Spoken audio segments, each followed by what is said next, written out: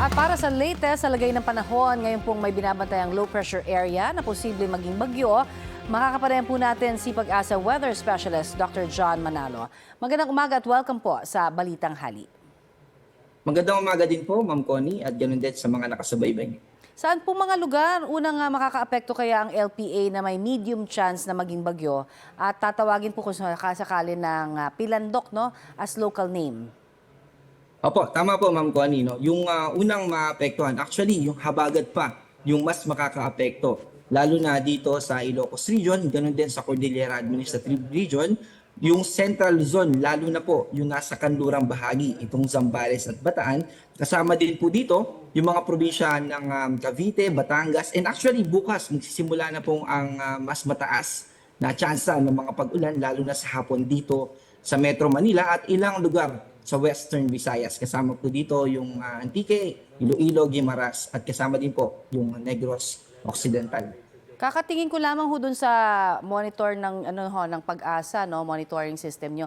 Parang 99% chance of rains bukas, tama ho ba? At sinasabi nilang pwedeng magkaroon ng mga baha-baha na naman muli.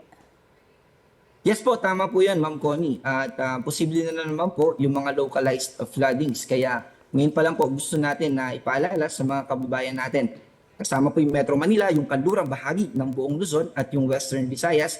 Posible po yung mga pag-ulan na posibleng magdulot ng mga localized flooding. So yung mga uwi bukas ay mag-ingat po at maging aware. Okay, magiging sing-tindi ho kaya yan nung nakalipas po na Lunes, no? Kung saan talagang matindi ho yung naging pagbabaha?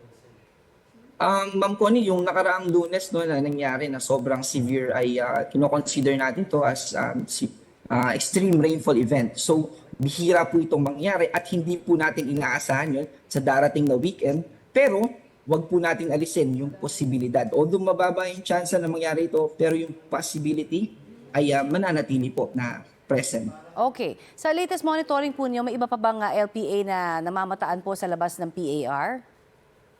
Sa labas po ng PAR, medyo may kalayuan po pero may minomonitor po tayo. Ang good news naman po dito, yung distansya nito sa Pilipinas ay sobrang laki na kung saan ay hindi po ito makakaapekto sa mararanasan nating weather dito sa ating bansa. Okay, pero pagdating ho ng weekend, may mga maglalakwatsa, ano naman ho ang lagay ng panahon? Kaya may mga malalakas pa rin ho ba na pag-uulan, nadulot pa rin ho ng habagat? Kinalulungkot po natin, Ma'am Connie, no? Pero magiging maulan po yung ating darating na weekend dahil po sa moisture na dala-dala nitong hanging habagat. Kaya po mataas yung tsansa ng mga pag-ulan, lalo na po, again, sa kanlurang bahagi ng Luzon, yung sa mga binanggit po natin na mga lugar. Doon po naman sa kabaliktaran nyo na nangyayari ngayon sa Mindanao, mataas pa rin ho ba yung heat index na kanila hong mararanasan doon in the coming weekend or kaya bukas? Yes po, magpapatuloy po pa rin yung ganong weather condition. Actually, medyo weird nga po, no? Bakit sobrang ulan dito sa may Luzon, pero sa Mindanao ay hindi. Response din po ito nung difference nung epekto nung El Nino. El Nino pa rin po tayo ngayon and then yun po yung mas nakakaapekto sa Mindanao. Pero mahalaga din po na maintindihan natin ano po ba yung difference nung habagat at El Nino. Nung El Nino po ay longer period. May mga taon tayo na El Nino, may mga taon tayo na La Nina. Pero yung rainy season po natin na kung saan ay nakakaapekto sa atin sa kasalukuyan ay nararanasan po at nakakaapekto sa atin taon-taon. So magkaiba po yung temporal period nito pero pareho po nakakaapekto sa ating bansa. Okay, yung tungkol naman sa gust front na namataan po sa bandang Pasay kahapon, ano ho ba ang kaibahan nito sa Ipo-Ipo o yung tinatawag na sandstorm? Well, yung ipo-ipo po ay may local term po tayo nito no, na kapag may maliit na dust devil o may pag-ikot ng hangin sa kalupaan, maliit lang, ipo-ipo yung tawag natin dito. Pero ipo-ipo din po yung tinatawag natin na water spout, yung pag-ikot ng tubig na konektado dun sa mga kaulapan and then sa tubig dagat din. So water spout naman po yung tawag dito. So totally different po ito dun sa naranasan natin na binabanggit natin ngayon. At iba rin po ito dun sa binabanggit natin na sandstorm. Yung sandstorm naman po, usually, yung ideal na sandstorm po kasi yung nangyayari sa mga disyertong mga lugar. Pero in context, pwede po natin ihalin tulad na pwedeng medyo may kapareho yung case na to in terms of pagdadala ng hangin o pagpapaakyat ng hangin sa mga dust, sa mga particles, sa sand. So kapag dahil po dun sa area, dun sa pinakita na video na pinapakita po natin ngayon, ay may mga sand and dust po na tinangay ng hangin. Bago mangyari yung thunderstorm activity, usually may posibilidad po ng mga downburst o bigla ang paglakas ng hangin sa front o sa harapan ng mga thunderstorm activity. At yung pagbugso ng hangin na yun po yung umihip dun sa area na kung saan may mga dust. And then yun din po yung nagpaangat. Kaya usually, ang nagiging epekto po nito ay bumababa yung visibility. And I see. gusto rin po natin na ipagbigay alam na hindi po ito maganda kapag ini-inhale natin. Yes. Yung mga dust po, yung mga small particles suspended in air, kapag na-inhale po natin yan, posible po pumasok yan sa ating respiratory O yun, lalong-lalo na yung mga at may makaapekto. asthma. Opo.